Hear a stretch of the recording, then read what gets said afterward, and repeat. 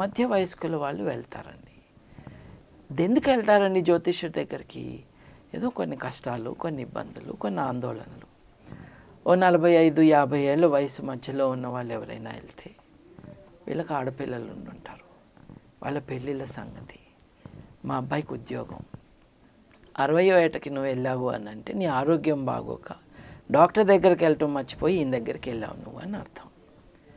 కాబట్టి ఒక intelligent guesses ఉంటాయి. ఒక్కొక్కసారి ఇంటెలిజెంట్ గెస్ అక్కర్లా, మనం చెప్పిందే నమ్మేసి వెళ్ళిపోతారు. పాపం వాళ్ళు డెస్పరేట్గా ఒక సొల్యూషన్ కోసం వెయిట్ చేస్తున్నారు. So it's a cruel game with people's difficulties. అది మనం ఆపాలి కదండి. జనరల్గా కోట్లకు పడగలెత్తిన వాళ్ళు, కోటీశ్వర్లు, నెక్స్ట్ మాకు ఏం జరగబోతుంది, మా ఫ్యూచర్ ఏంటి అని ఎవరు జ్యోతిష్యుల దగ్గరికి వెళ్ళే పర్సంటేజ్ తక్కువ ఉండొచ్చు. మీరు అన్నట్టు మిడిల్ క్లాస్ పీపుల్ ఎవరైతే ఉన్నారో ఇంతవరకు చాలా ఫినాన్షియల్గా కానివ్వండి, పెళ్ళిళ్ళ విషయంలో కానివ్వండి, చాలా ప్రాబ్లమ్స్ ఫేస్ చేసాం. సో ఏదో ఒక టైంలో శని పీరియడ్ అని ఒకటి ఉంటుంది, అది కంప్లీట్ అయిపోతే మంచి పీరియడ్ వస్తుంది.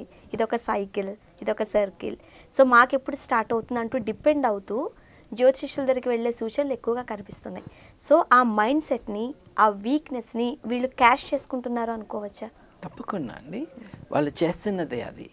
కానీ ఒకటండి, డబ్బులు బాగా ఉండటము, డబ్బులు తక్కువ ఉండటం కాదండి. డబ్బులు లేని పేదవాళ్ళు కూడా ఆలోచన శక్తి ఉంటే వెళ్ళరండి.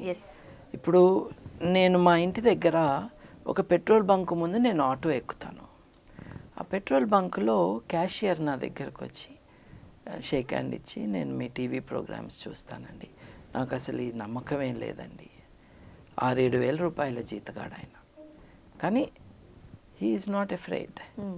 హీఈస్ నాట్ ఎఫ్రైడ్ అంటే ఇది కావాలండి.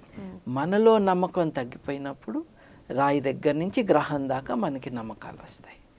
ఇప్పుడు లైఫ్ స్టైల్ బిల్డింగ్ ఉంది, దాని ఓనర్ గారు ఎవరో ఒక ఆస్ట్రాలజీ కాయ్బాయ్ వచ్చి 1 కోటి రూపాయలని 2 కోట్లు చేస్తాను అని అంటే ఆయనతో పాటు పూజకు కూర్చున్నాడు. పూజకు కూర్చున్నాక కళ్ళు మూసుకో ధ్యానం చెయ్యి అని చెప్పాడు. ఈయన ధ్యానం చేస్తున్నాడు, తెలుగు సినిమాలో లాగా ఆయన మూట కట్టుకుని ఉడాయించేశాడు. తెలుగు సినిమాలో లాగానే ఉడాయించేశాడు 1 కోటి రూపాయలు తీసుకుని. ఇప్పుడు ఇట్లా నమ్మే వాళ్ళ దగ్గర 1 కోటి రూపాయలు ఎట్లా వచ్చినాయి ముందు అసలు? అదొక ప్రశ్న. అయితే ఈ వచ్చిన జ్యోతిష్యుడు కానీ కోయదొర కానీ వాళ్ళ డ్రెస్ ఏంటి, వాళ్ళ లైఫ్ స్టైల్ ఏంటి? నా కోటిని 2 కోట్లు చేయగలిగి ఉన్నాడు, రోజు 1 లక్షను 2 లక్షలు చేసుకోవచ్చు కదా వాళ్ళ ఇంట్లో. అతను ఎందుకు చేసుకోవట్లేదు? అతను పువర్ మ్యాన్, నేను రిచ్ మ్యాన్ని కదా, నాకెందుకు చేస్తున్నాడు? డబ్బులు ఉన్నవాడికి డబ్బులు చేస్తా అని ఎందుకు అంటున్నాడు? ప్రశ్నలు వేసుకోవట్లేదు, ఆలోచన లేదు. వినాయకుడు పాలు తాగుతున్నాడు అని దేశవ్యాప్తంగా దుబాయ్లో మొదలైన రూమరు ఇక్కడ దాకా వచ్చి స్ప్రెడ్ అయ్యి స్ట్రాటజిక్గా ఎలక్షన్స్ ముందు ఇటువంటిది స్ప్రెడ్ అవడం మనకు తెలుసు. మరి నేషనల్ ఫిజికల్ లెబారెటరీస్ బయట చెప్పులు కుట్టే ఆయన తన యాన్విల్, దేని మీద అయితే ఆయన చెప్పు పెట్టి సుత్తితో కొడతాడో, తన యాన్విల్ మీద పాలు పోసి ఆ పాలు ఎట్లా కారుతున్నాయో చూపించాడు. అంటే నేషనల్ ఫిజికల్ లెబారెటరీస్ బయట చెప్పులు కుట్టుకున్న వ్యక్తికి అర్థమైంది ఏమి జరుగుతుంది అని.